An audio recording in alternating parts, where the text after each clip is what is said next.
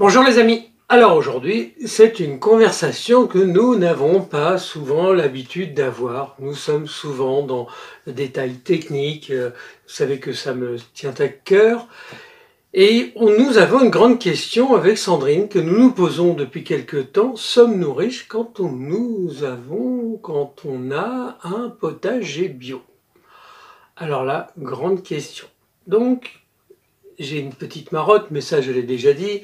Et puis la preuve en est, c'est que vous retrouverez notre petit livre aujourd'hui qui est mes notes de jardinage et de l'autonomie alimentaire, pour redire le titre exactement. Donc c'est un carnet de potager qui nous permet de prévoir, de concevoir et d'entretenir tout notre jardin. Alors aujourd'hui, combien coûte un potager bio? Ça c'est très important de le savoir. Quand on met des légumes dans le potager, à combien ça revient? Alors nous, cette année, en dehors des chiffres qu'on pourrait vous présenter allègrement, puisque j'ai collectionné toute l'année dans mon magnifique cahier qui a été l'ébauche de ça, c'est-à-dire que tout ce qui a été planté est là et tout ce qui a été récolté est aussi consigné. Donc nous avons arrêté le 6 novembre de comptabiliser nos légumes parce qu'on avait dépassé les 800 kilos. Donc on a un potager qui fait 750 m² clos, moins les allées, donc on a entre 620 et 650 m² de potager totalement exploité. Ces 650 m² de potager, à notre façon, à notre manière, nous ont permis de récupérer 800 kg de légumes. Petit chiffre, parce que ça je ne les invente pas, je mets mes lunettes, pardon.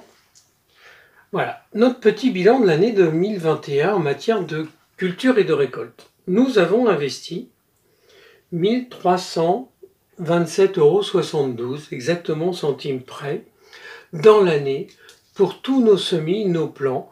Nous avons rajouté, puisque c'est une nouvelle terre qui est arrivée dans notre vie il y a 18 mois, puisque nous sommes arrivés, nous avons dormi 2 nuits avant la Covid, le premier confinement avant la Covid. Et donc la terre était une ancienne prairie, un pâturage qui n'était pas exploité depuis très de nombreuses années, me semble-t-il, c'était dans les 18 à 20 ans. Et donc nous avons décidé de rajouter du terreau, des oligo-éléments grâce à ces terreaux, grâce à ces fumiers, que nous n'avions pas pu cultiver ou préparer les composts dans notre jardin. Et nous avons donc rajouté 2,5 m3 de terreau, qui sont des tourbes mélangées. On pourra revenir sur ce sujet-là, mais ça va épaissir et allonger notre discussion du jour. On a rajouté 2,5 m3 qui nous ont coûté à peu près 400 €.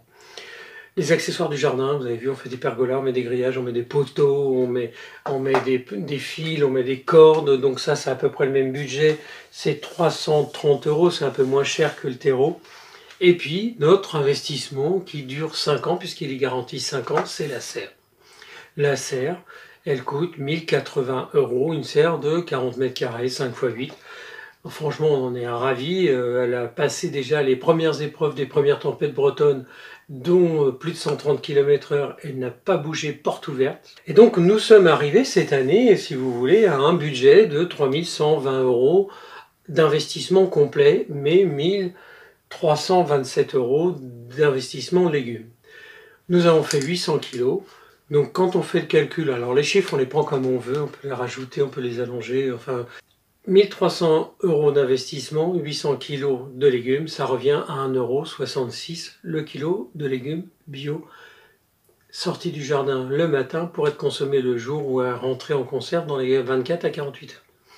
Donc voilà, forcément c'est plutôt bien. Dans notre bilan de notre réussite de l'année, nous avons quelques records, mais on va en revenir dessus. Nous avons donc ces 800 kg et 250 conserves et plus, sans compter tout ce qu'on a pu mettre au congélateur. On a 2 congélateurs, un de, si je ne dis pas de bêtises, de 350 litres et l'autre qui doit être dans les 600 litres. Cette année, les amis, vous avez compris, nous ne sommes pas partis d'une culture traditionnelle comme beaucoup de gens le font. Je plante tant de légumes et puis je verrai bien ce que j'ai. Et puis par rapport à ce que j'ai, je vais faire mes préparations, mes congélations, mes plans. Je vais chercher, je récolte mes légumes au potager et puis j'en fais ce que je peux faire. nous avons inversé complètement entre ces deux livres cette façon de faire. Par rapport à quoi? Par rapport à nos habitudes, notre regard sur ce que nous avons besoin, et à partir de là, nous avons complètement détaillé tout ce que nous avions envie d'avoir pour cette année. Cette année, Sandrine, par exemple, m'a dit, Thierry, je veux au moins 100 kg de pommes de terre, c'est nos besoins pour l'année. Je veux 120 kg de tomates parce que je veux faire plein de conserves, des ketchup, etc. Je veux au moins 5 kg de petits pois, etc., etc. Donc, quand on a planté cette année, par rapport aux consommations moyennes, à la densité moyenne de récolte qu'on peut avoir et le rendement, eh ben, on a préparé, on a planté, on a prévu avec 15-20% de plus en se disant, bon, ça peut être la mauvaise année ou la bonne année, et il ne faut pas tomber dans la mauvaise année, donc on prévoit un tout petit peu plus, mais on a cerclé et on a entouré et on a réduit nos plantations et donc nos coûts d'investissement. Forcément, si vous plantez pas 10 pieds de courgettes, que vous en plantez que 3 et que ça va largement vous suffire, vous économisez 10-15 euros, c'est pas grand chose, mais mis sur tous les légumes, ça fait à la fin de l'année une belle économie.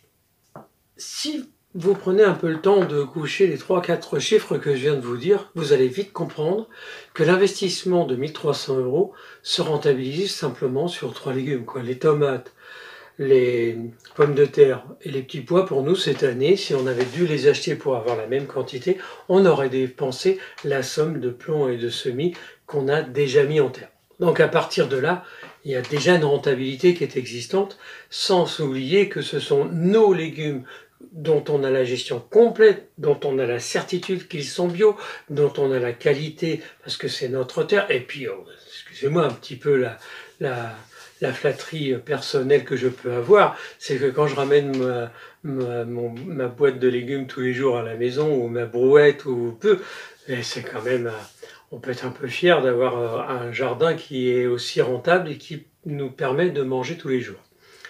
Alors on va sortir de tous ces chiffres parce que bon, il en faut. Nous sommes dans une société où les chiffres ont toujours besoin d'être là.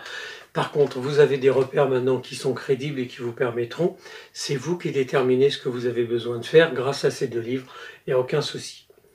Je veux juste revenir sur la philosophie d'avoir un grand jardin, de travailler dans son potager. Alors effectivement, on peut avoir 50 mètres, 70 mètres, 150 mètres, 200 mètres carrés de potager.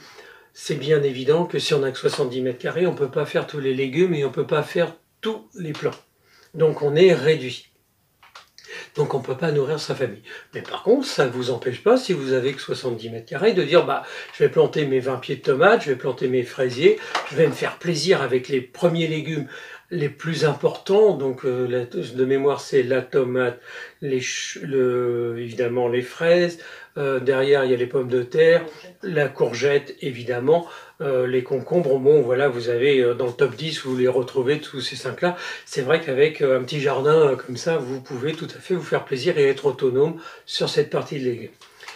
Notre philosophie à nous, vous l'avez compris, on avait envie d'avoir un grand potager, d'avoir de l'espace, on a changé de vie. Pourquoi? Parce que derrière, on avait une motivation très profonde, c'était de se dire je veux avoir un grand potager. Alors avoir un grand potager, ça veut dire quoi? Ça veut dire avoir beaucoup de travail. Ça veut dire aussi être présent.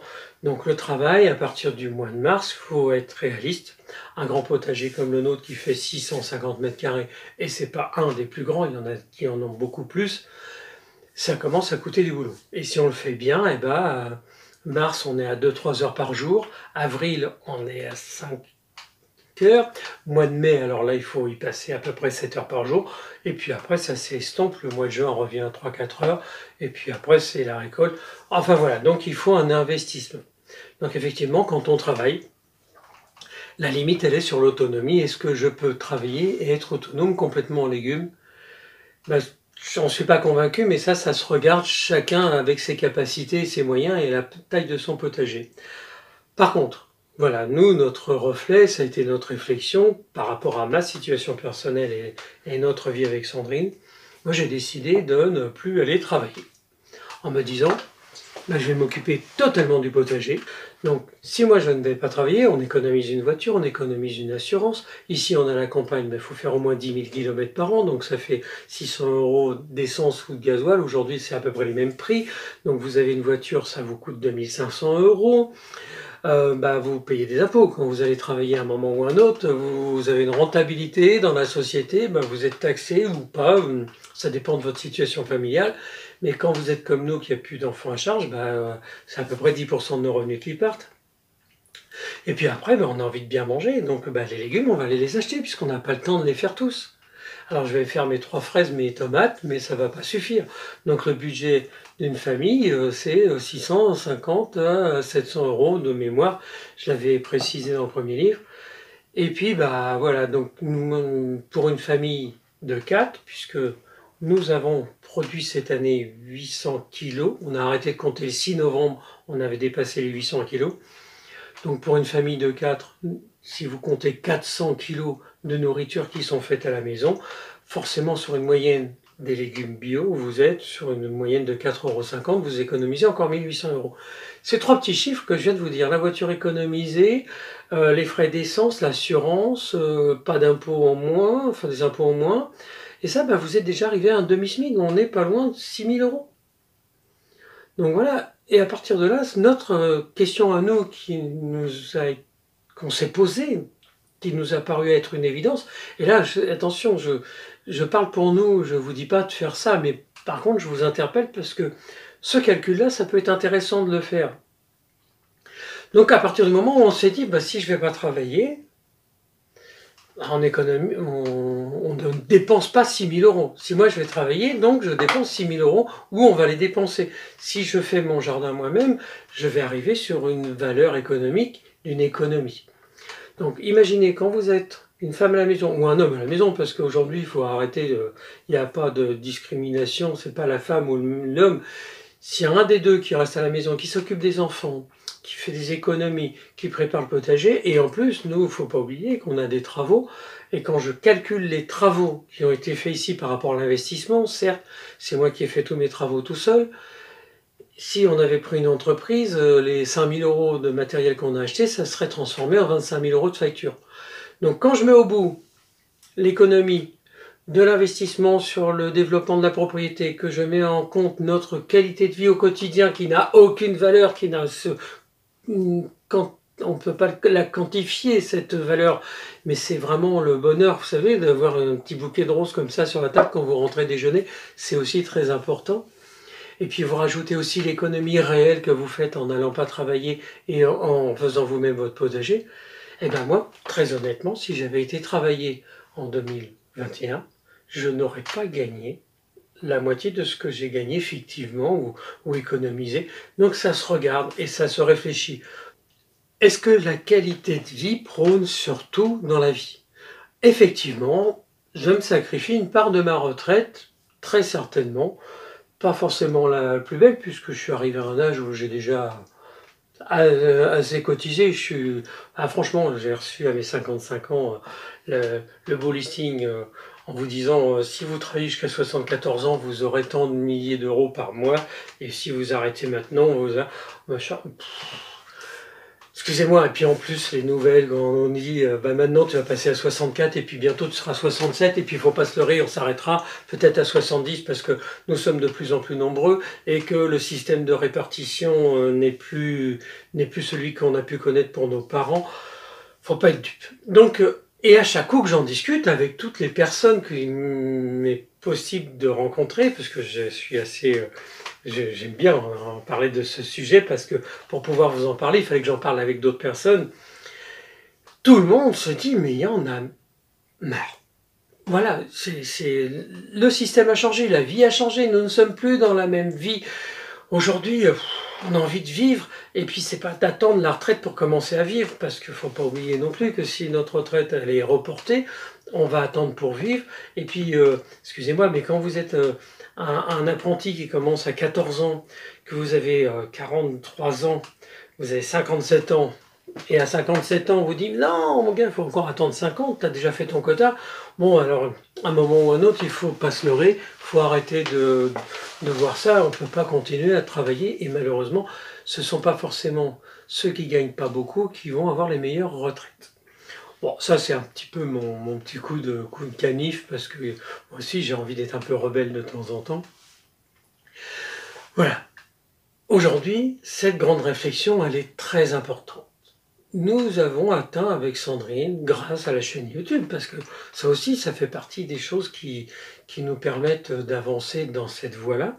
Donc on a trouvé un support, on a notre vie à nous qui nous permet de vivre au quotidien, mais on n'a plus envie, et puis je pense que vous êtes très nombreux.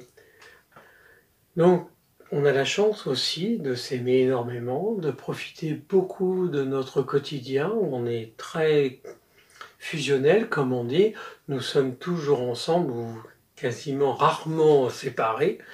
Et puis voilà, donc cette qualité de vie, elle est extraordinaire. On a atteint en 18 mois une autonomie légumière.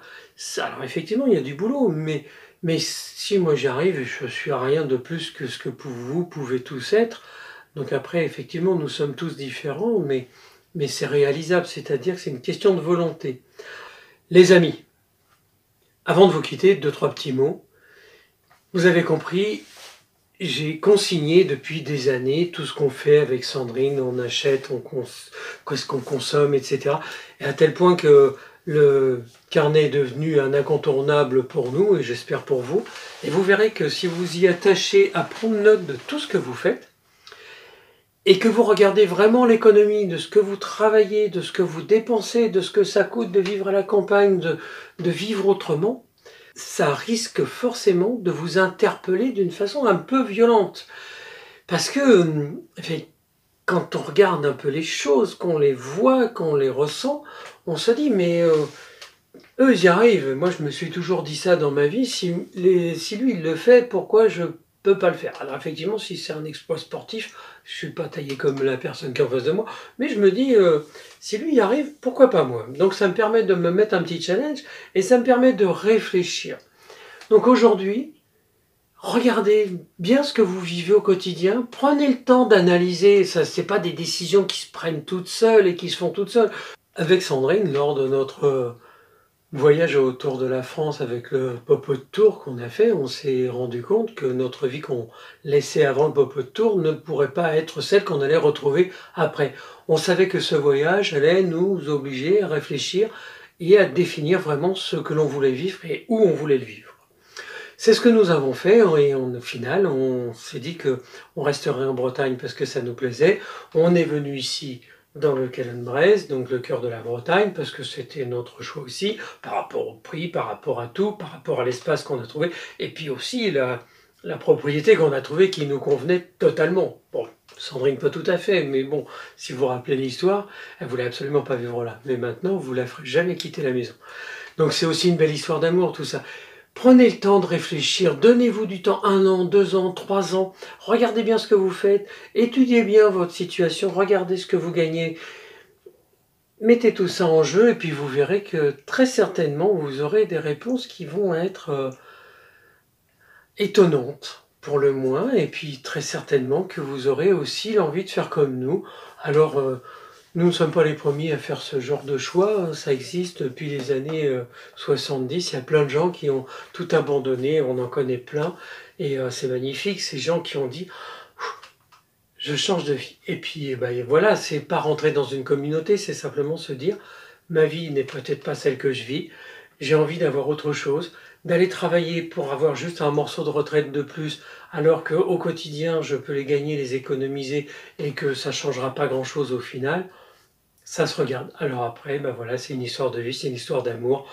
J'espère que vous en aurez aussi autant qu'on puisse nous en avoir. Et puis que vous dire de plus que de vous quitter avec ce joli bouquet de roses, qui est quand même la rose rouge, le symbole de tout l'amour que l'on vous adresse et que nous partageons avec vous au quotidien. À bientôt.